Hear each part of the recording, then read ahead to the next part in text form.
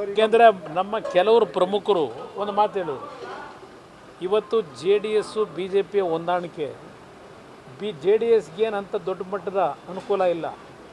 ಇವರೆಲ್ಲ ಹೇಳಿದ್ದು ನಮ್ಮ ಪಕ್ಷದ ಮುಖಂಡರುಗಳು. 18 ಲೋಕಸಭಾ ಕ್ಷೇತ್ರದಲ್ಲಿ JDS ಪಕ್ಷದ ಮತ ಏನಿದೆ, ಆ ಮತದಲ್ಲಿ ಸುಮಾರು 3-4% ಸ್ವಿಂಗ್ ಆದರೆ BJP ಅಭ್ಯರ್ಥಿಗಳಿಗೆ 18 ಲೋಕಸಭಾ ಕ್ಷೇತ್ರದಲ್ಲಿ ನಮ್ಮ ಪಕ್ಷದ ದುಡಿಮೆ ಇವತ್ತು BJPಗೆ ಅನುಕೂಲ ಆಗ್ತದೆ. ಇದನ್ನು ಹೈಕಮಾಂಡ್ ಗಮನಕ್ಕೆ ತನ್ನಿ, BJP ನಾಯಕರಿಗೂ ತನ್ನಿ, ಸರಿಯಾದ ರೀತಿ ಬಳಕೆ ಮಾಡ್ಕೊಳ್ಳಿ. ಇಲ್ಲೇ ಇದ್ರ ಮುಂದೆ ಪೆಟ್ಟು ಬಿದ್ದರೆ ಅದರ ಸಾಧಕ ಬಾಧಕಗಳು ಅವ್ರ ಜವಾಬ್ದಾರಿ, ನಾವು ಜವಾಬ್ದಾರರಾಗಲ್ಲ. ಇರಲಿ, ನಾನು ಅದರ ಬಗ್ಗೆ ಈಗ ಅಧಿಕೃತವಾಗಿ ಘೋಷಣೆ ಆಗೋವರೆಗೂ ಮಾತನಾಡಲ್ಲ. ನಾನು ಏನು 6 ಸೀಟು 7 ಸೀಟು ಏನು ಕೇಳಿಲ್ಲ. ನಾನು ನಮ್ಮ ಒಂದು ನಡುವೆ ಮಾತುಕತೆ ನಡೆದಂಥ ದಿನದಿಂದಲೂ ನಾವು ಕೇಳಿರ್ತಕ್ಕಂಥದ್ದೇ 3 ಸೀಟು, 3-4 ಸೀಟ್ ಕೇಳಿದ್ದೇವೆ. ಬಹುಶಃ ನಮ್ಮ ಶಕ್ತಿ ಅವ್ರಿಗೂ ಗೊತ್ತಿದೆ.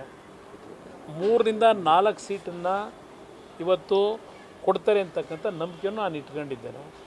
2 ಸೀಟ್ ತಗೊಳ್ಳಿಕ್ಕೆ ನಾನು ಇಷ್ಟೆಲ್ಲ ಪ್ರಯತ್ನ ಪಡಬೇಕಾ, ಇಷ್ಟೆಲ್ಲ ಹೊಂದಾಣಿಕೆ ಬೇಕಾ ನನಗೆ?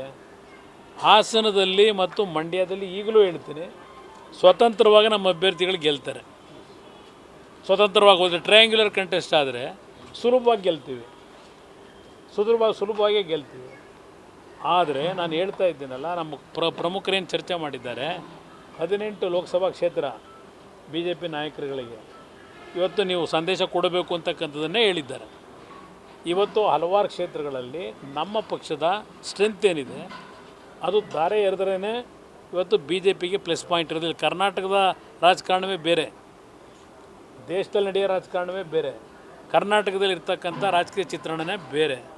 ಅದನ್ನು ಅವ್ರ ಗಮನಕ್ಕೆ ತನ್ನಿ ಅಂತ ಹೇಳಿದ್ದಾರೆ. ಯಾವ ಗೊಂದಲವೂ ಇಲ್ಲ. ನಾನೀಗಾಗಲೇ ಹೇಳಿದ್ದೇನೆ, 3 ಕ್ಷೇತ್ರದಲ್ಲಿ ಜನತಾದಳದ ಅಭ್ಯರ್ಥಿಗಳು ಚುನಾವಣೆಗೆ ನಿಲ್ತಾ ಇದ್ದೇವೆ: ಹಾಸನ, ಮಂಡ್ಯ ಮತ್ತು ಕೋಲಾರ. ಬೆಂಗಳೂರಿನಿಂದ ಮಂಗಳೂರುವರೆಗೆ, ಬೀದರ್ನಿಂದ ಚಾಮರಾಜನಗರದವರೆಗೆ ನಿಮ್ಮ ಸುದ್ದಿ ನಿಮ್ಮದೇ ಭಾಷೆಯಲ್ಲಿ. ಕರ್ನಾಟಕ ತಕ್.